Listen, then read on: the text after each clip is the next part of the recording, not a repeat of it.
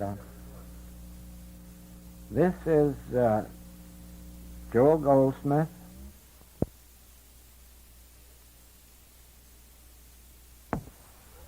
Beginning October 22nd, 1951. Good morning, friends. Good morning. Good afternoon, friends. Good afternoon. Now, this is a point that you must note. And this is going to be one of the key points in our entire work. It is the activity of truth in consciousness that performs our miracles.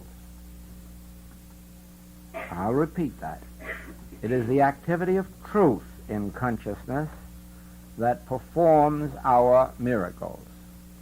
By that I mean this, that if you were to sit here from now until doomsday, nothing would happen except day would follow night and night would follow day, and we'd gradually get older and ultimately die. If anything good, if anything spiritual, if anything of God is to happen, it must happen as the result of the activity of truth in our consciousness. Now, that activity of truth comes about in many, many ways. There have been ways of desperation.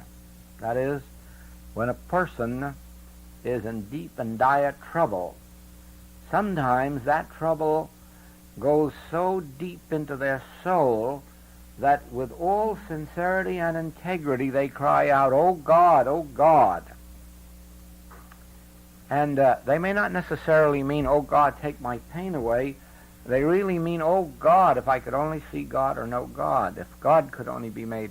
And in the depth of that desperation, which really is an activity of truth and consciousness, there it is. You see, the word God, opening up consciousness to God, brings about a miracle, sometimes of healing or of any nature.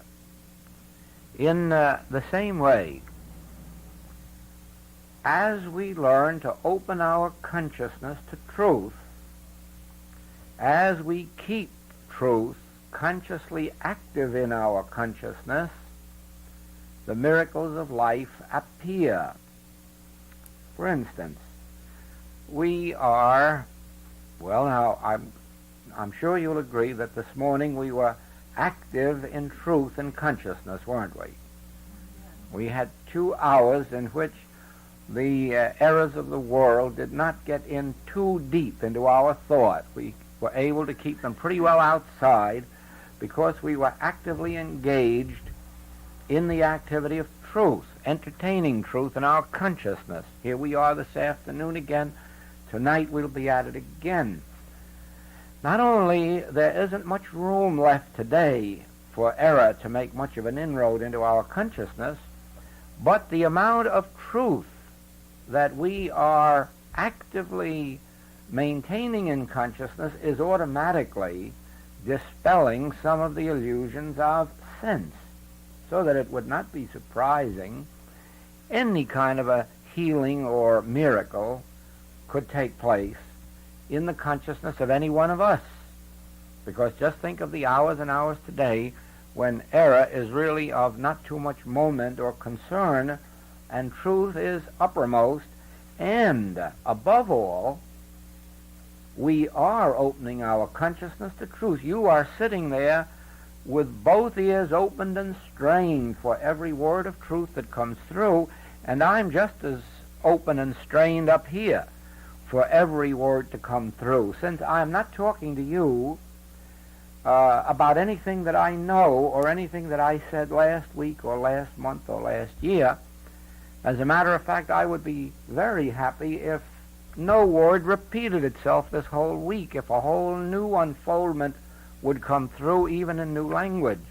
And so every bit of me is open and alert, not only while I'm on the platform, but all night and all day, throughout the whole period of this class, I'll be constantly alert, paying very little attention to what's being said to me, but always open for whatever it is that the Father is imparting for our purpose.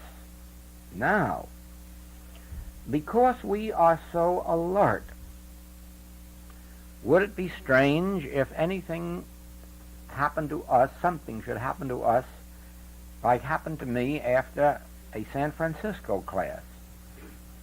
I was driving from San Francisco home to Hollywood, and I had given an afternoon class and an evening class and some Sunday lectures. And of course I was just filled with this truth that had been coming through for weeks.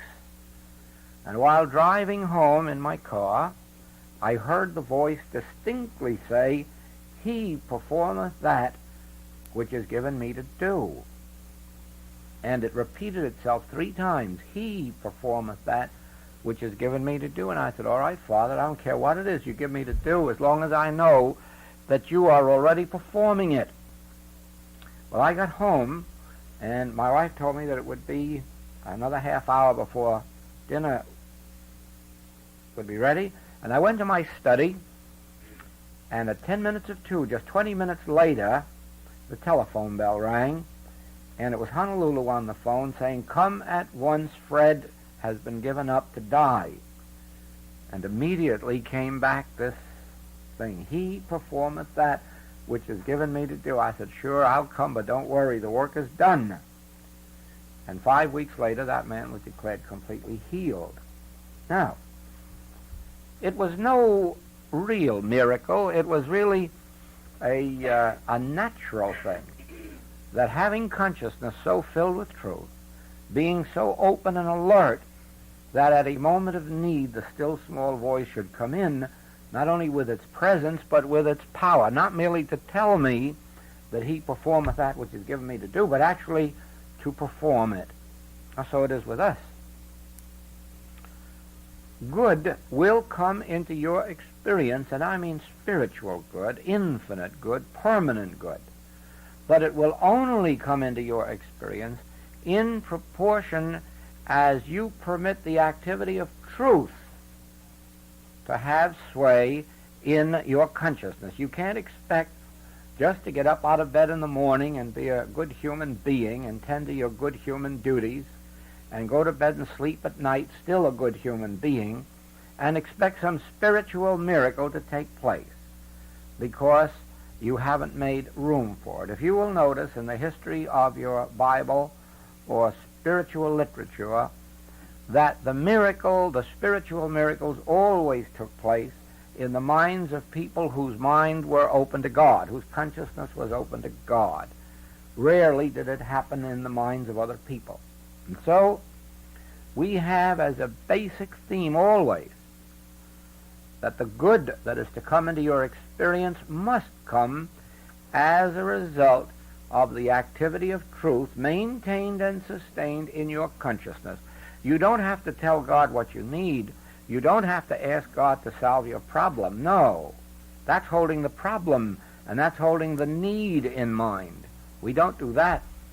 All we concern ourselves with is the maintaining of the activity of truth in our consciousness, keeping that ear open in the state of receptivity, always expecting to hear the still small voice. Not what they call in metaphysics the expectancy of good, that is always expecting a check to come in or expecting a new house to come along or expecting a... No. Ours is not that kind of expectancy of good. Ours is an expectancy of good in the form of a spiritual activity, the still small voice, spiritual teaching, a demonstration of God's love. We'll come to that too. And so it is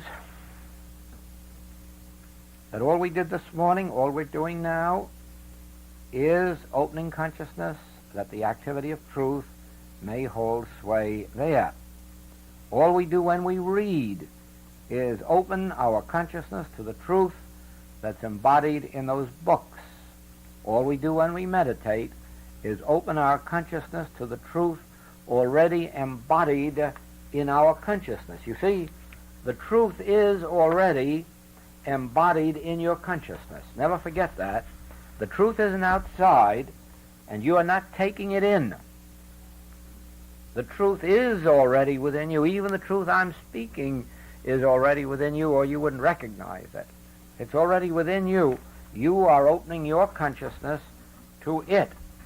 Now, I'm going to read to you from this book, Man and God. It's a compilation of spiritual excerpts from all time and all saints, sages, seers of all religions and so philosophies, and it's a nice compilation of them, good compilation. This particular poem is by that marvelous mystic Edward Carpenter, and well, it'll explain itself. It's called The Lake of Beauty. Let your mind be quiet, realizing the beauty of the world and the immense, the boundless treasures that it holds in store. All that you have within you, all that your heart desires, all that your nature so specially fits you for, that or the counterpart of it waits embedded in the great whole for you. It will surely come to you. Yet equally surely, not one moment before its appointed time will it come.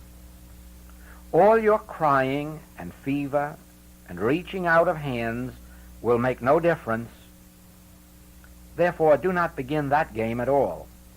Do not recklessly spill the waters of your mind in this direction and that, lest you become like a spring lost and dissipated in the desert.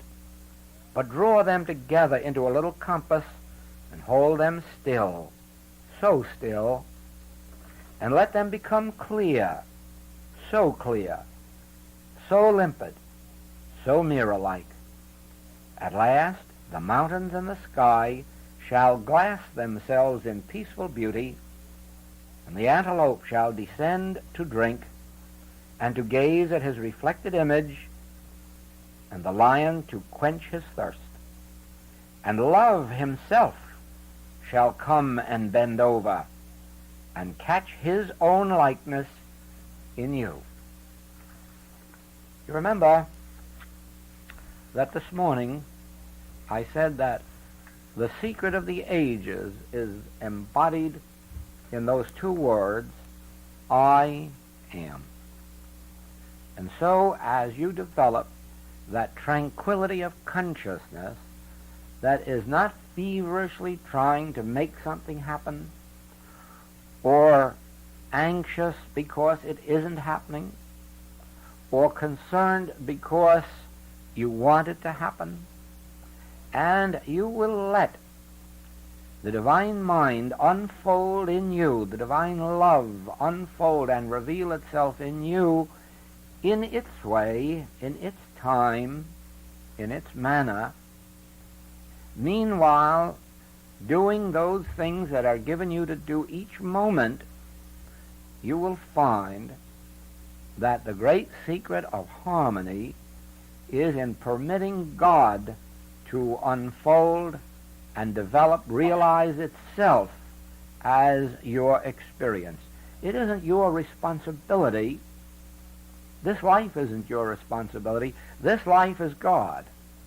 And this life is God's responsibility, unfolding and disclosing, revealing itself, just as God reveals itself in the harmonies of the sky. Just as God reveals itself in the harmony of your garden, so God reveals itself in the harmony of your individual life. The only difference has been that we have permitted this belief of a selfhood apart from God to take root within us, and then we use the word I erroneously. And we say, I must do this, I must accomplish this, I have only so much time in which to do this, I haven't sufficient supply with which to do this, I require or need this. And you see, that I you're talking about couldn't produce these things if it had the whole world to work with. That is why in one of my classworks you will find a chapter devoted to the subject that I is a devil. Yes, I is a devil. That I that has any concern for tomorrow, that I that believes it must support itself, feed itself, sustain itself, educate itself, that I is a devil, and it will mislead you and take you away from your spiritual demonstration, since that I is not the reality of your being. The I, which is the reality of your being, is God. The I at the center of your being is God. The I which you declare when you say the word I. That I, even though you're thinking of it as Joel, that I is God.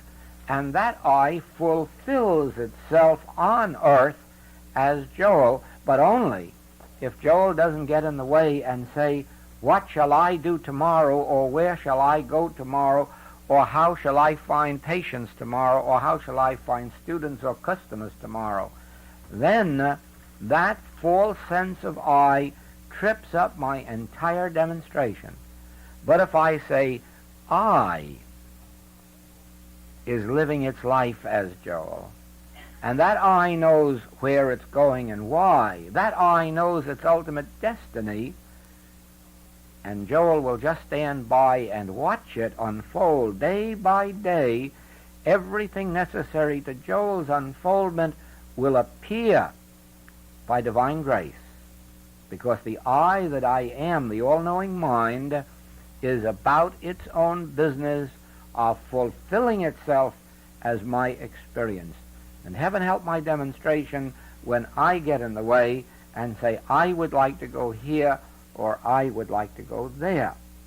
That is why we have these seeming contradictions in my experience, where I say to someone, I don't think I will have any more classes this year. And then immediately the word gets all around, Joel Goldsmith isn't going to have any more classes this year, and then all of a sudden he bobs up in Portland, Oregon with a class. Well, of course, if I wanted to be obstinate, and if I wanted to be consistent, I'd say, no, I said I wouldn't have any, and I won't. But who am I to say any such thing as that if there are 20, 30, 40 people who say, I want it? Who am I to say no? If I remember that I'm the servant of God, then I say yes. And so it is. It makes no difference. When I went to the island, someone says, how long are you going to be there? Well, I don't really know. Could be a week. It could be, I don't know. It might be the balance of the year. So when I got here, someone said, well, you told me you weren't going to come back this year. Well, maybe I did. Certainly I had no idea of coming back. I came back because of these tape recordings, and I did not know that I would have to come back. But the point that I make is this, that when we are sufficiently loose so that we're not bound to anything that we said yesterday or may say today or tomorrow, but are always willing to let that spirit work through, then we will find that it has a will and it has a way. That's why the Master could say, not my will, thine be done.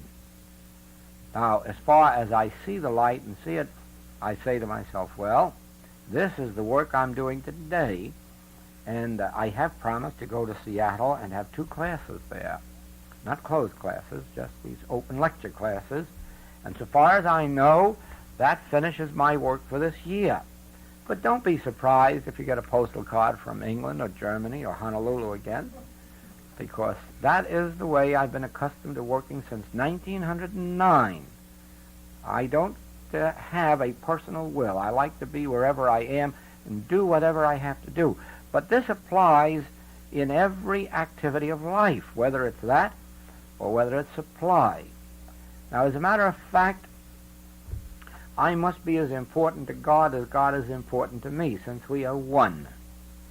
The place whereon I stand is holy ground. And therefore, if it is God that created me, It must be as important to God to maintain me and sustain me as it is to me to be maintained and sustained. And therefore we're taught in Scripture the government is on his shoulder. He performeth that which is given me to do. And again it says, he perfecteth that which concerneth me. He perfecteth that which concerneth me. But we must come to an attitude of mind in which we permit the he of our being, the I of our being, to do that. And so that I that would be great in and of itself, that I that claims personal powers, that I that's always doing this, that, or the other thing, let us watch out for that I, because it may get us into deep trouble. Whereas the I that I truly am already is. In the same book, there are a few quotations on the subject of humility that bear this out. And this is from Blake of England. O Savior, pour upon me thy spirit of meekness and love. Annihilate the selfhood in me. Be thou all my life. Guide thou my hand, which trembles exceedingly upon the rock of ages. And then St. Francis of Assisi, right next to it, says, Lord, make me an instrument of thy peace. Where there is hatred, let me sow love. Where there is injury, pardon. Where there is doubt, faith. Where there is despair, hope. Where there is darkness, light. Where there is sadness, joy. O divine Master, grant that I may not so much seek to be consoled as to console. Not that I seek to be understood as to understand, to be loved as to love. For it is in giving that we receive, it is in pardoning that we are pardoned, it is in dying that we are born to eternal life.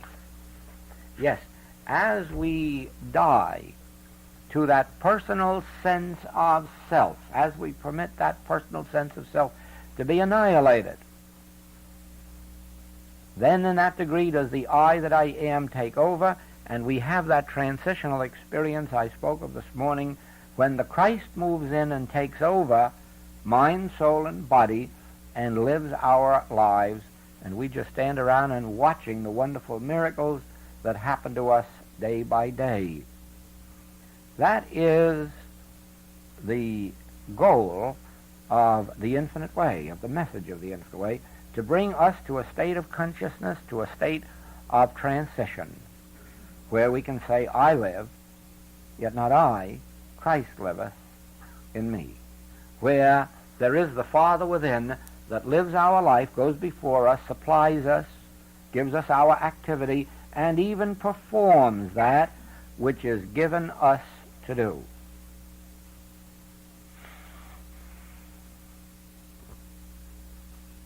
You can see that this does not mean sitting around in dullness and deadness of mind or thought, waiting for something to happen, even though we can't hurry it by a moment.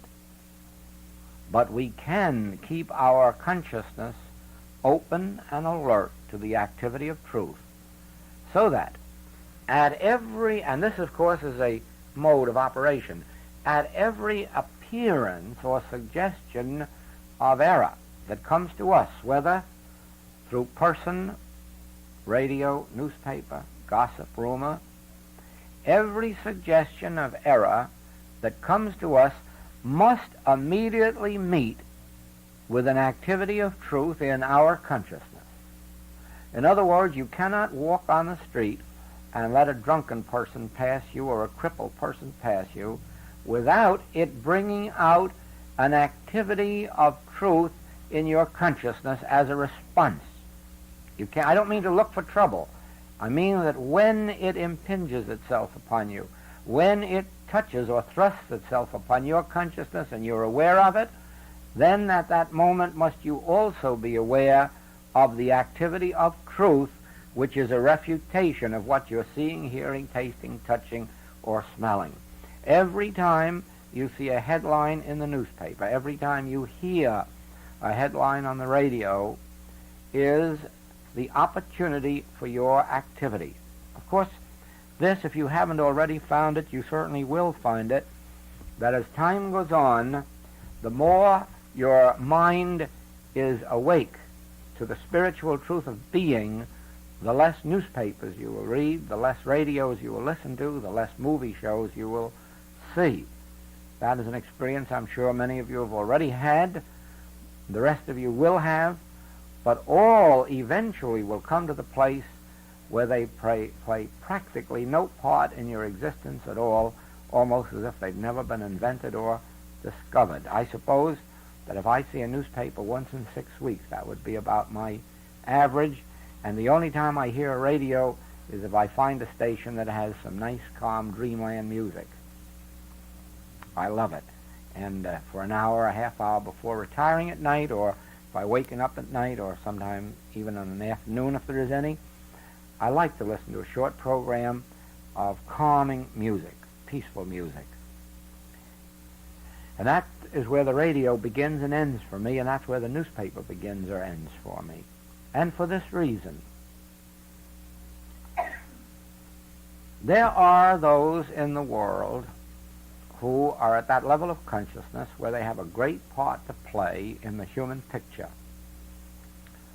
They may be the doctors, and they may be the nurses, and they may be the soldiers, and they may be heads of committees to right public wrongs and to perform public services, the Florence Nightingales of the world, and the Mrs. Maud Ballington Booths of the world. Believe me, they are important men and women in their places, and they perform a great and constructive work in the world, just as our founding fathers did in setting up the Constitution of the United States, the Declaration of Independence, the Emancipation Proclamation, and all of these things. Let no one underestimate the human activity of good, because it is really a spiritual activity being performed at a human level. Now, as we engage in this work, we may be called on to do some of those works, but as time goes on, we do less and less of them in the outer world and more of them on the inner world. You will ultimately find that the spiritual knowing of the truth will bring about greater reforms in the world than the fellows who head the active human movements. In other words, the work that Jesus Christ did on earth for 3 years has had and will continue to have more effect in bringing about the brotherhood of man than all of the men and women that went out and got themselves killed in that cause, than all of the ministers who preach it from the platform. In other words, he said, the worlds will fall away, but not my words. And so it is. The principle of love and the principle of life will never fall away. And as long as there is an individual to entertain this truth as an activity of consciousness, it will be made manifest on earth. Now then, we are of those who will gradually do less of human work out in the world. We'll do more of spiritual work within our own being, but the spiritual work that we do within us will appear outwardly and will even inspire those men and women outwardly to works that they never dreamed of. I told you the story of General MacArthur, who did not realize why he had been fired or why he had been called on to do this work until weeks and weeks, months later, it dawned on him, why, I was kicked out of the army so that I could save the country from another war. He didn't know how that happened. He didn't know it was going to happen. He didn't know. There was a power much higher than a man. It just so happened that he had a consciousness open and receptive. Why? Because he's a man of patriotism, because he's a man of love of country, he's a man who's devoted himself to whatever his job was, and it's always been on the constructive side of his particular field.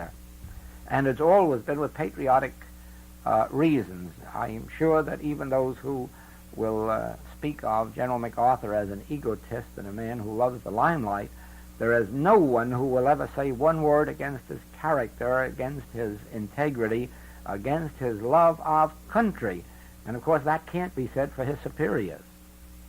Whatever else might be said about them, we can't attribute to them integrity or love of country. And so it had to be a man like that, a man with a passionate love of country, a man with a passionate integrity toward his nation and toward the safety of his people, who would catch from the spiritual world the impulse to go out and do and be, and he caught it. Rest assured, it wouldn't be one of those who were selling us down the river that caught that impulse. It would have to be one inspired on the human plane, remember, with this love of justice and nation. And so it is, who knows what spiritual activity takes place in your consciousness that inspires some individual out in the political world or world of statesmanship or world of commerce or world of trade unions to do and be. When I was working doing this work in San Francisco for a year, I was in and out a good bit of the time. It so happened that the wife of a president of one of the large unions received a healing through the work. And the nature of the healing was such that it attracted the attention of her husband so that he knew unmistakably that it happened, although he had no interest himself in metaphysics. So that when a strike came into his industry, one of his industries, and went on for 4 months and no settlement, he finally was inspired to pick up the telephone and say, "Why can't that work of yours settle this strike?" And 24 hours later, there was no strike. The strike was over and it was settled. It was a direct result of his conduct, because they had that day refused a settlement. They that night refused a settlement. And then after a third conversation with me, he went back and asked them for another meeting. And at the third meeting, on the first ballot, the settlement took place on the terms of the first meeting. It was a direct result of the activity of truth that brought about the settlement of that strike. Now then, who knows where some activity of truth in your consciousness will be instrumental in the stopping of a strike or the stopping of a war or the bringing about of a new discovery or some other activity, because there are those out in the world, even on the human level, who are people of integrity. Not only human integrity, but deep down within them, they have a feeling or realization that there is God and that God is a help. And those people are receptive and responsive to your prayers. Now, you don't have to know their name, and you don't have to know their identity, and you don't have to know what mission they should fulfill. As a matter of fact, if you did, you'd probably be trying to direct your human will in their direction, and that's not good. It is better that we do not know even who these people are or what part they should play, but when we, for instance, see an incident such as, just to use an example, let us take Korea. We've been watching that now for months and months and months. And I'm sure everyone that knows about it will agree that it's not right, that there is not justice going on there is not mercy, there is not truth, there is not divine love. Something is wrong in Denmark, in that particular spot in the world, so that it would not be wrong for us, in our capacity as the Christ of God, to pray about it. And how? To realize that the only thing that's operating there is the arm of flesh. The only thing that's operating there is human will, mad ambition, false desire, all of the different qualities of what we call mortal mind. That's what's operating there. But now the question comes in, is that power? And looking at the scene, of course, it appears to have a lot of power. Oh, it appears to have great power. It seems to be that it's holding up peace, it's holding up the safety and security of the boys that are there, and a lot more that are going to be shipped there. It looks as if it were endangering the whole peace of the world.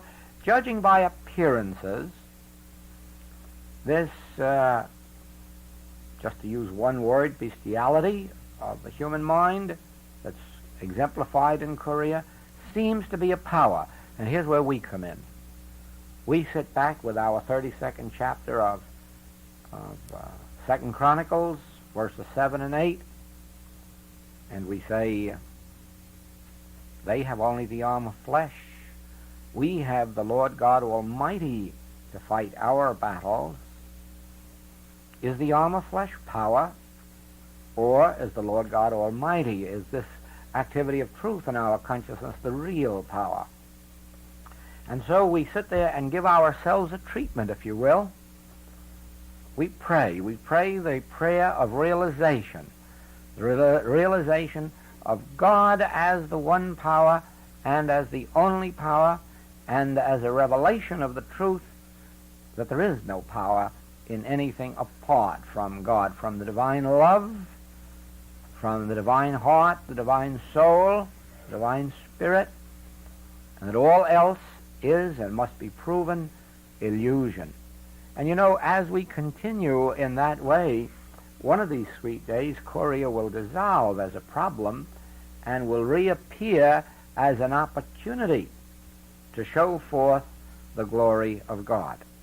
Someday Korea will show forth. One of these days our prayers will click, and Korea will no longer be a problem.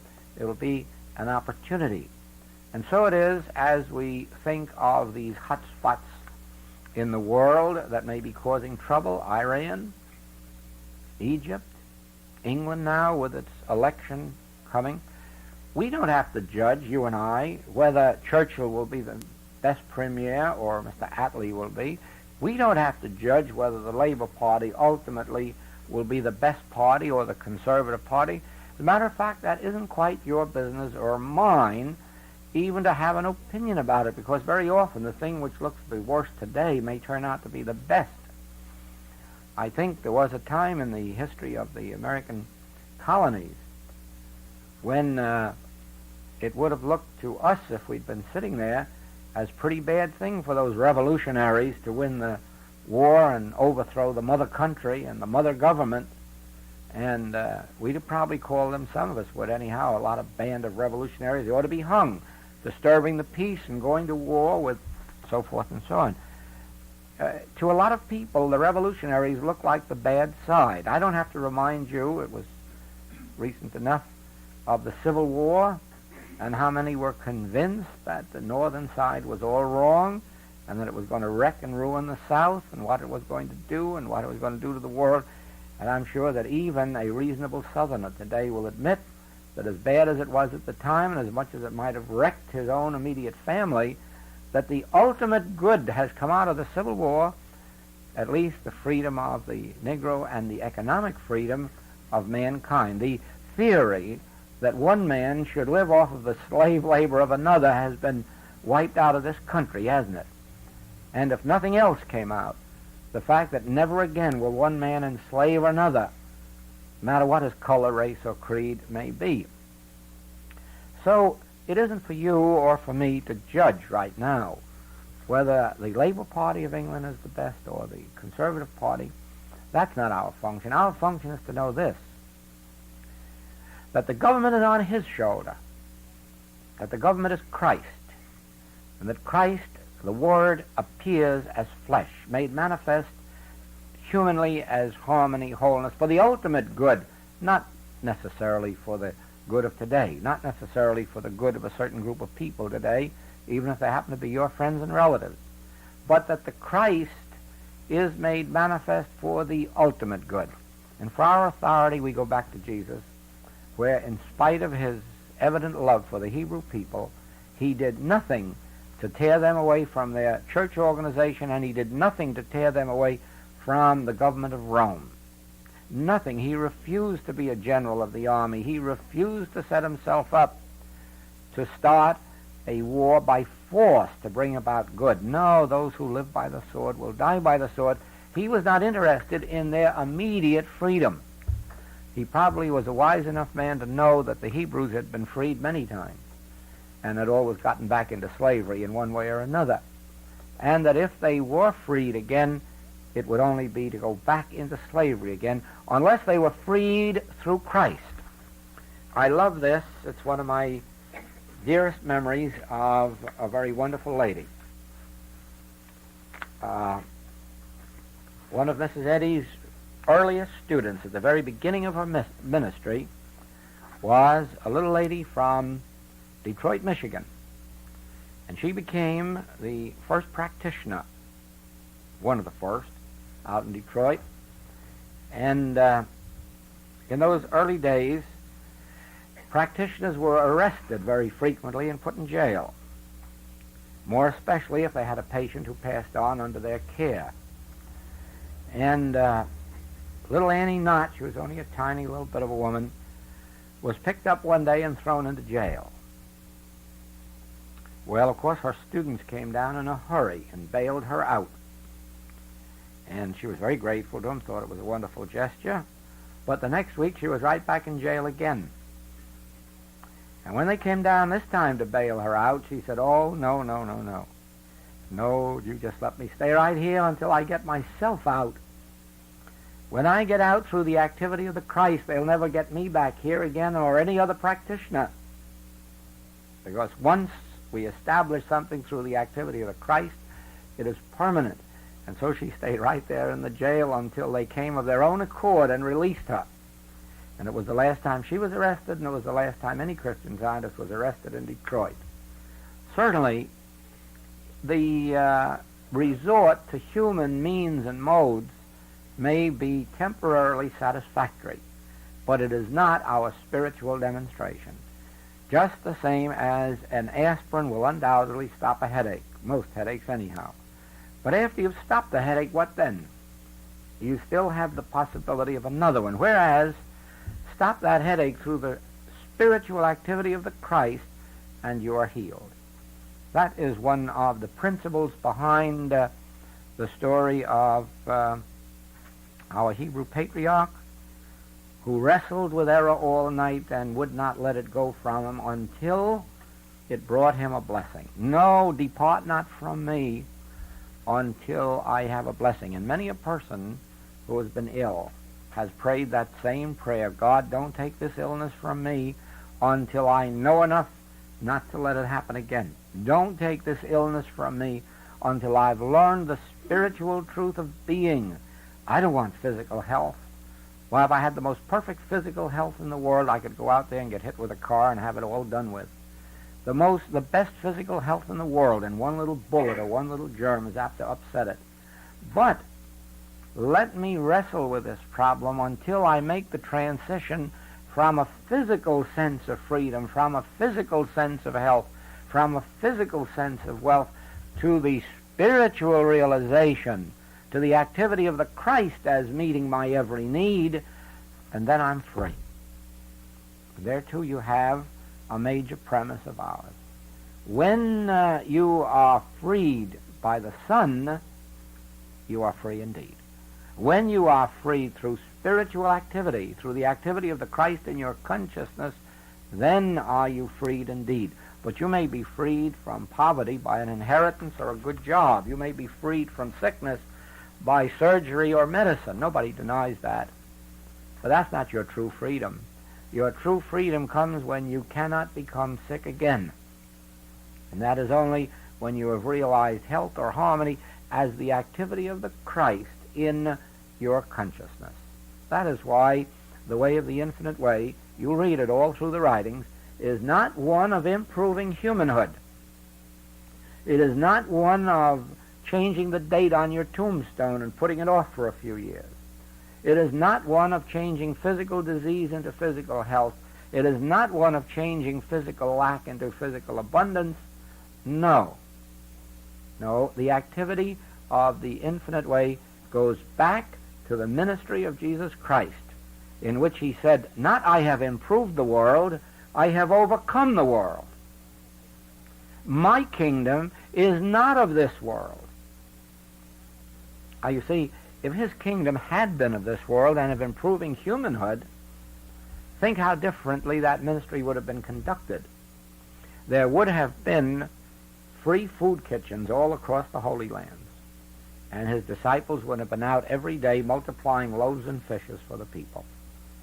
None of that happened. Only 3 times in his ministry did he show forth the miracle of multiplying loaves and fishes. Why? Because he wasn't interested in the Hebrew people eating regularly. He was interested in their learning a principle which would enable them to have good throughout their entire experience.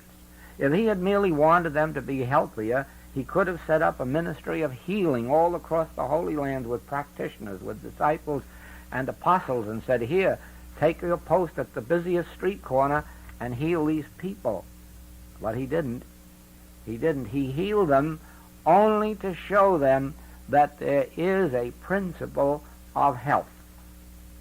Now then, in our ministry too, we want everybody to be healthy, wealthy, and wise, but not healthy, wealthy, and wise in a physical sense, but through the realization that the activity of Christ in individual consciousness is our freedom from discord. There is our freedom. The activity of Christ in consciousness is our freedom from discord, inharmony, lack, and limitation. And once we have been touched in consciousness by that Christ, then are we free indeed. And how do we bring it about? This constant activity of truth in our consciousness, this constant living, moving, and having our being in it, and not merely when we're here for a week of classes or 2 or 3. Don't forget, it's been a marvelous thing when you stop to think that we've had 2 and 3 sessions a day all last week and again this week. You'll say, my error certainly has been crowded out of my thought for that period, and my mind has been occupied with truth, with Christ. Ah, yes. But is there to be a letdown next week? There will be a letdown of the public meetings. But will there be a letdown in the activity of Christ in your consciousness? And I can't determine that for you. That is where your part of classwork comes in. You have to determine that. I'll promise you this. There will be no lessening of the activity of Christ in my consciousness when this week's over. I will be as busy with this truth, even if I am not, and I'm not scheduled for any talks next week, but I'll be just as busy with it in my upper story as if I were on a platform every minute. Why? Because the activity of truth and consciousness is my freedom. Now, I don't mean this, that we have to go around making affirmations and denials all day. Oh, no. That only comes about for a few weeks, at most a few months, until it has become a habit. Don't forget this. We have formed the habit. Well, this isn't 100% true in the case of truth students, but very often it comes too near being the truth.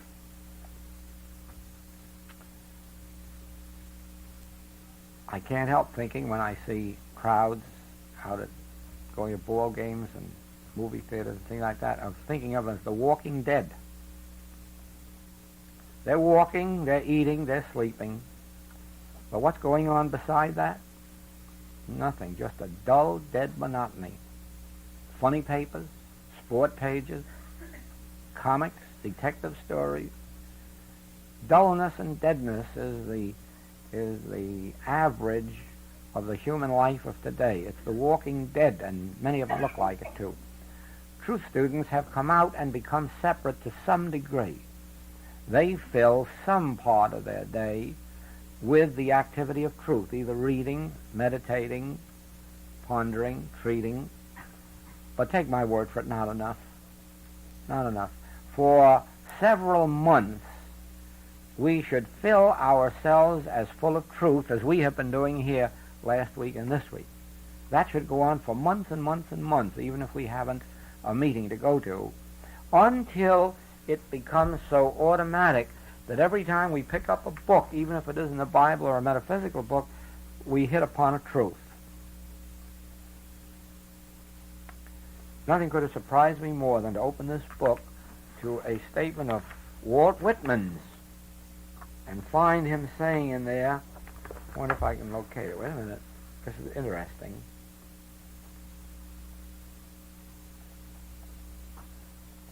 Yeah.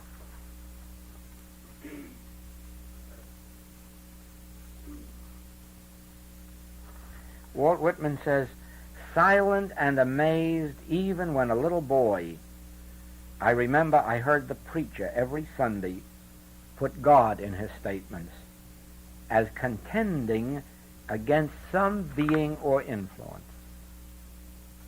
Is that wonderful? Think of it. There's something now, one thought that could occupy us very profitably for the next 3 months.